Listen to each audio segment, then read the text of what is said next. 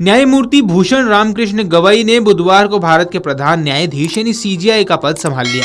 उन्हें राष्ट्रपति द्रौपदी मुर्मू ने शपथ ग्रहण कराई। सीजेआई बीआर गवई ने राष्ट्रपति भवन में राष्ट्रपति के अलावा प्रधानमंत्री नरेंद्र मोदी, उपराष्ट्रपति जगदीप धनखड़, पूर्व राष्ट्रपति रामनाथ कोविंद और अन्य गणमान्य लोगों का अभिवादन स्वीकार किया। जस्टिस गवई ने न्यायमूर्ति संजीव खन्ना की जगह ली, जो बीते दिन ही सेवानिवृत्त हुए हैं। इससे पहले बीते माह की 30 तारीख को कानून मंत्रालय ने जस्टिस गवई की भारत के 52वें मुख्य न्यायाधीश के रूप में नियुक्ति की अधिसूचना जारी की थी। 16 अप्रैल को सीजेआई खन्ना ने केंद्र सरकार से उनके नाम की सिफारिश की थी। परंपरा के अनुसार वर्तमान सीजेआई अपने उत्तराधिकारी के रूप में सबसे वरिष्ठ न्यायाधीश की सिफारिश लगाते हैं। जस्टिस गवई वरिष्ठता के क्रम में सबसे आगे हैं, जिसके चलते उनके नाम की सिफारिश की गई है। कानून मंत्रालय ने सीजेआई जस्टिस खन्ना से उनके उत्तराधिकारी का नाम देने की आधिकारिक अपील की थी।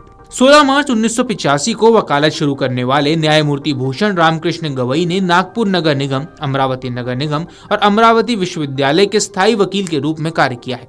उन्होंने अगस्त 1992 से लेकर जुलाई 1993 तक बॉम्बे हाईकोर्ट की नागपुर खंडपीठ में सहायक सरकारी वकील और अतिरिक्त लोक अभियोजक के रूप में सेवा दी। 17 जनवरी 2000 को उन्हें नागपुर खंडपीठ के लिए सरकारी वकील और लोक अभियोजक नियुक्त किया गया। 14 नवंबर 2003 को वे बॉम्बे हाईकोर्ट के अतिरिक्त न्यायाधीश बने और 12 नवंबर 2005 को स्थायी न्यायाधीश नियुक्त हुए। 24 मई 2019 को उन्हें सर्वोच्च न्यायालय का न्यायाधीश बना दिया गया है। न्यायमूर्ति गवई सर्वोच्च न्यायालय में कई ऐसे संविधान पीठों में शामिल रहे हैं जिनके फैसलों का महत्वपूर्ण प्रभाव रहा है। दिसंबर 2023 में उन्होंने 5 जजों की संविधान पीठ में जम्मू कश्मीर को विशेष दर्जा देने वाले अनुच्छेद 370 को निरस्त कर केंद्र के फैसले को सर्वसम्मति से बरकरार रखा था। जस्टिस गवई का जन्म 24 नवंबर 1960 के महाराष्ट्र के अमरावती में हुआ।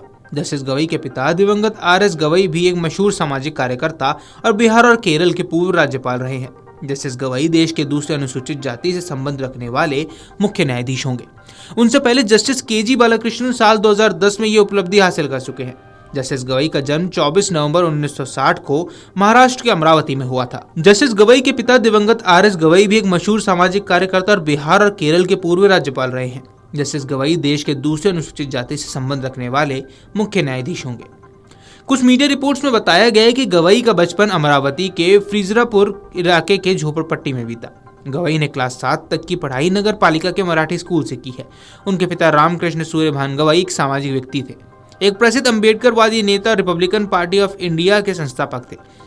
उनके अनुयायी और प्रशंसक उन्हें प्यार से दादा साहेब कहते थे। एक मीडिया रिपोर्ट के मुताबिक जब रामकृष्ण सूर्यभान गवई छोटे थे तब उनके पिता का सामाजिक जीवन ऐसा था कि उनकी मां जब सैकड़ों आगंतुकों के लिए खाना बनाती रहती थी। हालांकि बाद में उनके पिता रामकृष्ण सूर्यभान गवई अमरावती से सांसद भी चुने गए। इसके अलावा वे 2006 से 2011 के बीच बिहार, सिक्किम और केरल के राज्यपाल भी रहे। सामाजिक कार्यों के चलते उनके पिता लंबे समय तक घर से बाहर रहते थे। ऐसे में उनकी मां को डर था कि कहीं उनके बच्चे भी दूसरे बच्चों की तरह बिगड़ ना जाए। ऐसे में उनकी मां कमलताई ने पूरी जिम्मेदारी ली और गवई को घरों के काम में मदद करने की आदत डाली। ऐसे में रामकृष्ण सूर्यभान गवई को खाना बनाना, बर्तन धोना, खाना परोसना, खेतों में काम करना और देर रात बोरवेल से पानी खींचने का काम भी करना पड़ता था। उनकी मां कमलताई ने एक मीडिया से बातचीत में बताया था कि सभी बच्चों के बड़े होने के कारण वे शुरू से ही परिपक्व बच्चा था। 1971 के बांग्लादेश युद्ध के समय आर्थिक हालात खराब होने के बावजूद सैनिक उनके छोटे से घर में भोजन करते थे और उस समय भी भोजन उनकी मदद करते थे। तो चलिए अब जानते हैं कि कब कब जस्टिस बीआर गवई ने सुनाए ऐतिहासिक फैसले। राजीव गांधी हत्याकांड। जस्टिस गवई की अध्यक्षता वाली बेंच ने 30 साल से ज्यादा समय से जेल में बंद दोषियों की रिहाई को मंजूरी दी, ये मानते हुए कि तमिलनाडु सरकार की सिफारिश पर राज्यपाल ने कोई कार्रवाई नहीं की थी। वणियार आरक्षण। 2022 में वणियार आरक्षण में तमिलनाडु सरकार को वणियार समुदाय को विशेष आरक्षण देने के निर्णय को सुप्रीम कोर्ट ने असंवैधानिक करार दिया था, क्योंकि वह अन्य पिछड़ा वर्गों के साथ भेदभाव था। 2023 में नोटबंदी।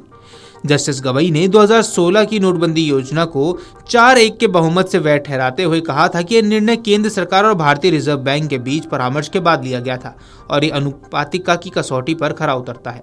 ईडी निदेशक का कार्यालय। जुलाई 2023 में जस्टिस गवई की बेंच ने प्रवर्तन निदेशालय के निदेशक संजय कुमार मिश्रा के कार्यकाल विस्तार को अवैध करार दिया था और उन्हें 31 जुलाई 2023 तक पद छोड़ने के निर्देश दिए थे। बुलडोजर कार्रवाई। 2024 में जस्टिस गवई और जस्टिस के.वी. विश्वनाथन की बेंच ने कहा था कि केवल आरोपी या दोषी होने के आधार पर किसी संपत्ति को ध्वस्त करना असंवैधानिक है।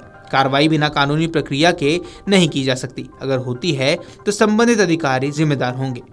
इसके अलावा मोदी सरनेम केस में कांग्रेस नेता राहुल गांधी को भी राहत दी थी। उन्होंने इस केस में 2 साल की सजा के बाद लोकसभा से अयोग्य करार दे दिया गया था। सामाजिक कार्यकर्ता तीस्ता शीतलवाड़ को जमानत दी थी। साथ ही दिल्ली शराब घोटाले में दिल्ली के पूर्व उप मुख्यमंत्री मनीष सिसोदिया को भी इन्होंने ही जमानत दी थी। साथ ही दिल्ली शराब घोटाले में ही बीआरएस नेता की कविता को भी जमानत इन्होंने ही दी थी। वीडियो डेस्क अमरुजाला.com। अगर आप ये वीडियो YouTube पर देख रहे हैं तो हमारे चैनल को सब्सक्राइब कर बेल आइकन दबाएं और Facebook पर देख रहे हैं तो हमारे पेज को लाइक करें।